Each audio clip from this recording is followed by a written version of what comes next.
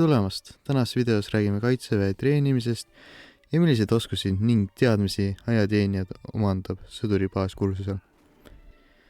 Ajateenistus algab sõduri baaskursusega, mis kestab tavaliselt 8 nädalat ja sisaldab põhiteadmisi ja oskusi, mis on vajalikud lahingu ülesannete täitmiseks.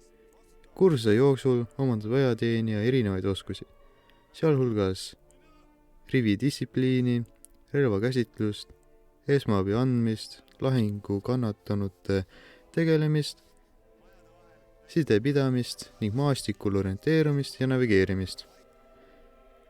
Oluline osa ajateenistusest on üldfüüsiline ettevalmistus.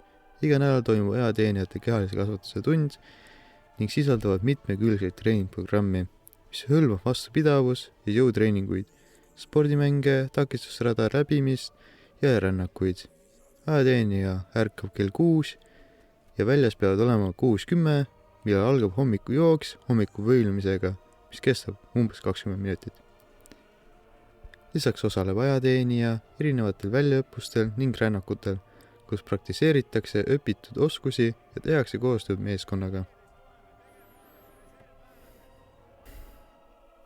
Sõduri baaskursuse lõpprännak on oluline osa treeningust, mille pikkus sõltub aastaajast ja väeosast ning võib kesta 25–40 kilomeetrit. Lõpurännakul on ajateenijad täisvarustuses, mis kaalub kokku 31,6 kilogrammi, sealhulgas varustus seljas, seljakotis ja lahinguvarustus rakmetes. Ajateenijad peavad sel ajal näitama väljaõppetöö tulemust ning tõestama oma vastupidavust ja meeskonna tööoskusi.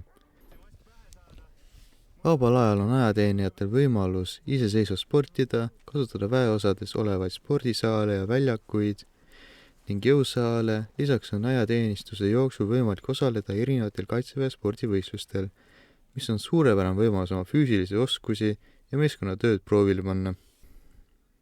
Kokkuvõttes võib öelda, et kaitseväe treeningprogramm on oluline osa sõdurite ettevalmistusest kaitseväe teenistuseks. See mitte ainult ei valmista neid ette rasketeks füüsilisteks väljakutseteks, vaid aitab ka kaasa nende vaimsele tugevusele ja vastupidavusele. Loodame, et see video oli teile kasulik ja informatiivne.